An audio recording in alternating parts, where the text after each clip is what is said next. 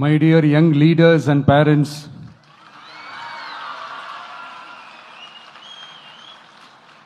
என் நெஞ்சில் குடியிருக்கும் உங்க எல்லாருக்கும் என்னுடைய வணக்கம் வணக்கம் வணக்கம் வணக்கம். Yes, young leaders and parents எல்லாரும் எப்படி இருக்கீங்க?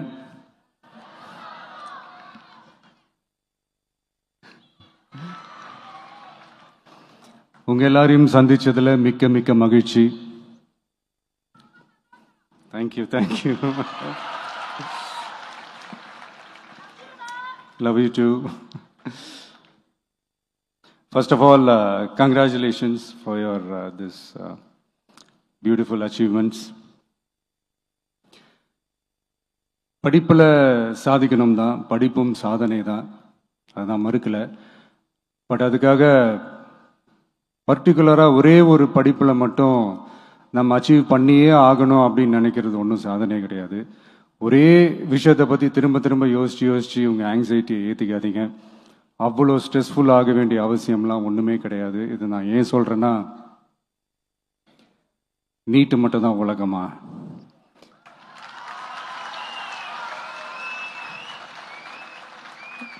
நீட்டை தாண்டி இந்த உலகம் ரொம்ப ரொம்ப பெருசு. அதில் நீங்கள் சாதிக்க வேண்டியது பல விஷயங்கள் இருக்கு. அதனால் இப்போவே உங்கள் மைண்டை ரொம்ப ஸ்ட்ராங்காக வச்சுக்கோங்க, டெமோக்ராட்டிக்காக வச்சுக்க கற்றுக்கோங்க. ஏன்னா டெமோக்ரஸின்னு ஒன்று இருந்தால் தான் இந்த உலகமும் சரி, இந்த உலகத்தில் இருக்கிற எல்லா ஃபீல்டும் சரி, ஒரு ஃப்ரீடமாக இருக்க முடியும். அது மட்டும் இல்லை, ஒரு முறையான ஒரு டெமோக்ரஸி இருந்தாலே போதும், எல்லாருக்கும் எல்லாமும் ஈக்குவலாக கிடைக்கும். அதனுடைய ஃபர்ஸ்ட் ஸ்டெப்பாக உங்கள் வீட்டில் இருக்கிற எல்லாருக்கிட்டையும் சொல்லுங்கள், அவங்களுடைய ஜனநாயக கடமையை ஒழுங்காக செய்ய சொல்லுங்க.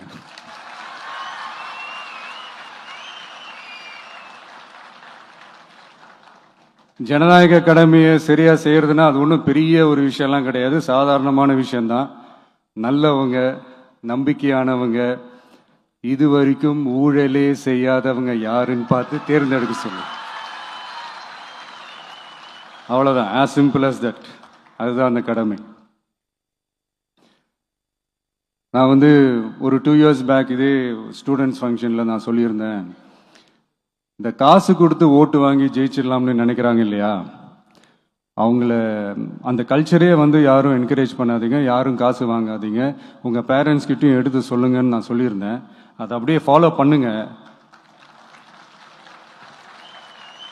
ஆனால் நீங்கள் வேணா பாருங்க, அடுத்த வருஷம் என்ன நடக்க போகுதுன்னு. வண்டி வண்டியாக கொண்டாந்து கொட்ட போறாங்க. அது அத்தனையும் உங்ககிட்ட இருந்து கொள்ளையடிச்ச பணம் தான். என்ன பண்ண போறீங்க?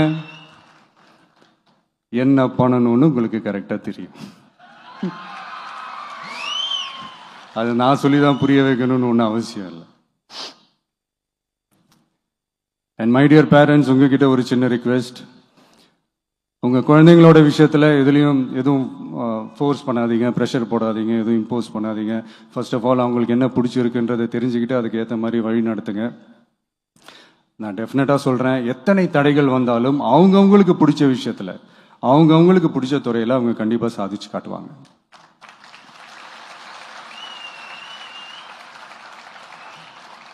அண்ட் இன்னொரு முக்கியமான விஷயம் உங்ககிட்ட நான் ஷேர் பண்ணணும்னு நினைச்சது என்னன்னா, இந்த சாதி மதத்தை வச்சு இந்த பிரிவினை வளர்க்கிற அந்த சிந்தனை பக்கமே போயிடாதீங்க.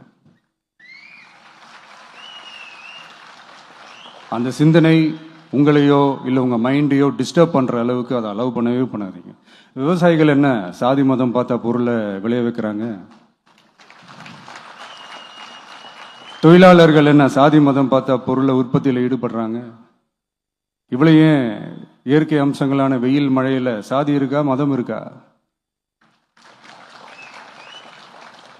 எப்படி இந்த போதை பொருட்களை எப்படி நம்ம அறவே ஒதுக்கி வைக்கிறோமோ, அதே மாதிரி இந்த சாதி மதத்தையும் ரொம்ப ஸ்ட்ரிக்டா தூரமா, எவ்வளோக்கு எவ்வளோ தூரமா அதை ஒதுக்கி வைக்கிறீங்களோ அவ்வளோக்கு அவ்வளோ அதை தூரமா ஒதுக்கி வச்சிருங்க. அதுதான் எல்லாருக்குமே நல்லது. ஏன்னா இப்போ ரீசெண்ட் டைம்ல பாத்தீங்கன்னா, தந்தை பெரியார் அவர்களுக்கே சாதி சாயம் பூச ட்ரை பண்றாங்க. ஒன்றிய சிவில் சர்வீஸ் எக்ஸாம்ல கூட சாதி சாயம் பூசுற மாதிரி ஒரு கேள்வி ஒன்று கேட்டு வச்சிருக்கிறாங்க. இதையெல்லாம் வன்மையாக கண்டிக்கிறோம்.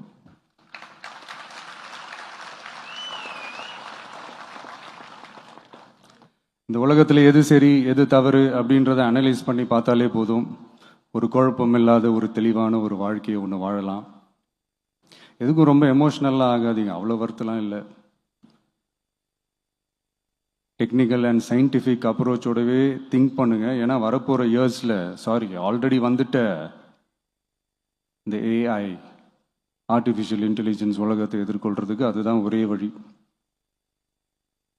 The sky is vast and wide and you have strong wings. So feel free to fly like a bird with courage, conviction and confidence.